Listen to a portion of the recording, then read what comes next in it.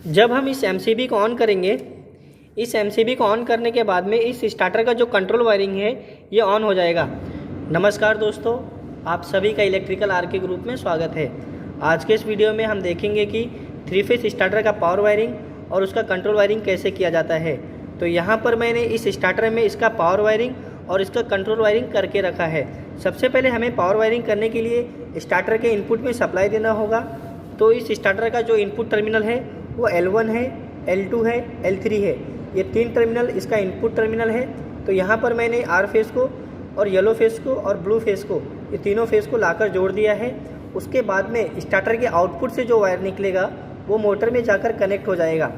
इस स्टार्टर का जो आउटपुट टर्मिनल है वो T1 है, T2 है, T3 है। बट मैंने यहाँ पर रिले को जोड़ दिया है ताकि हमें ये मालूम हो सके कि कितना एम्पेयर यूज हो रहा है।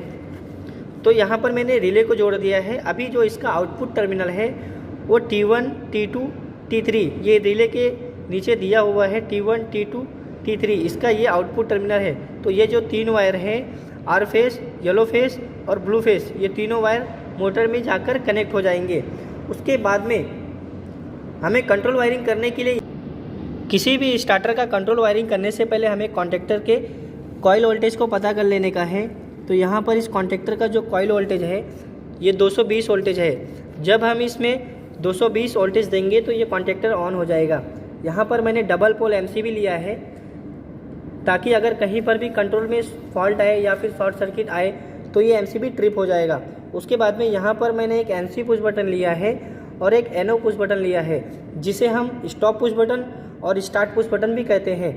इस एनसी पुश बटन के पीछे 2 टर्मिनल दिया हुआ है।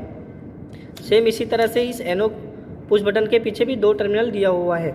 इसे हम स्टार्ट पुश बटन भी कहते हैं और इसे स्टॉप पुश बटन भी कहते हैं। सबसे पहले इस स्टार्टर का कंट्रोल वायरिंग करने के लिए हमें इस एमसीबी के आउटपुट से फेस वायर को निकालकर हम इस रिले के 95 नंबर टर्मिनल में जोड़ देंगे।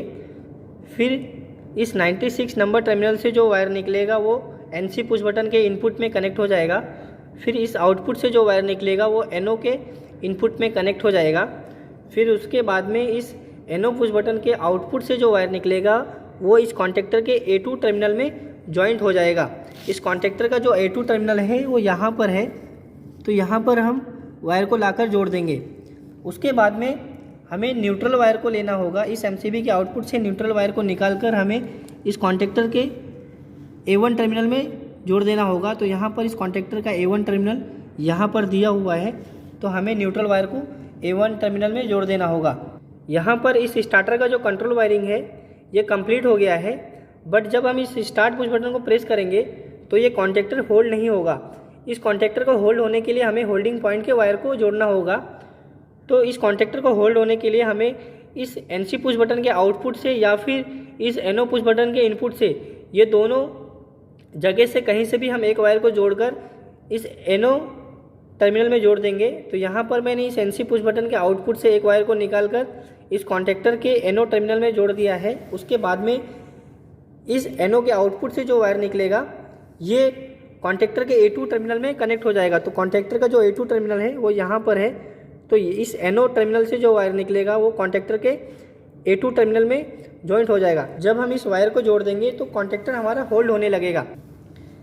जब हम इस एमसीबी को ऑन करेंगे, इस एमसीबी को ऑन करने के बाद में इस स्टार्टर का जो कंट्रोल वायरिंग है ये ऑन हो जाएगा। अभी मैं स्टार्ट पुश बटन को प्रेस करता हूँ। स्टार्ट पुश बटन को जैसे ही मैंने प्रेस किया हमारा कॉन्टेक्टर होल्ड हो गया है। यहाँ पर ये कॉन्टेक्टर ऑन हो गया है। अभी मैं स्टॉप पुश बटन को प्रेस करता हूँ तो यहाँ पर ये कॉन्टेक्टर ऑफ हो गया है। अभी मैं दोबारा स्टार्ट पुश बटन को ऑन करता हूँ। इसे प्रेस करने के बाद तुरंत कॉन्टेक्टर होल्ड हो जाता है। अभी मैं स्टॉप पुश बटन को प्रेस करता हूँ तो ये कॉन्टेक्टर ऑफ हो गया है। तो यहाँ पर हमारा जो इस स्टार्टर का जो कंट्रोल वायरिंग है ये प्रॉपर वर्क कर रहा है। अभी इस कॉन्टेक्टर को जब हम ऑन करेंगे तो हमारा जो मोटर है वो चालू हो जाएगा, क्योंकि यहाँ पर जब हम इस कॉन्टेक्टर को ऑन करेंगे तो इस कॉन्टेक्टर के इनपुट में मैंने 3 फेज सप्लाई को लाकर जोड़ दिया है। ये कॉन्टेक्टर ऑन होने के बाद में जो पावर सप्लाई है वो इस कॉन्टेक्टर के आउटपुट में आ जाएगा। फिर आउटपुट से जो मोटर कनेक्ट है वो चालू हो जाएगा। तो इस तरह से हम किसी भी 3 फेज स्टार्टर के कंट्रोल वायरिंग को या फिर पावर वायरिंग को हम कर सकते हैं। तो दोस्तों आज के इस वीडियो में बस इतना ही। अगर आपको हमारा ये वीडियो पसंद आया तो हमारे इस वीडियो को लाइक करें हमारे इस चैनल को सब्सक्राइब करें।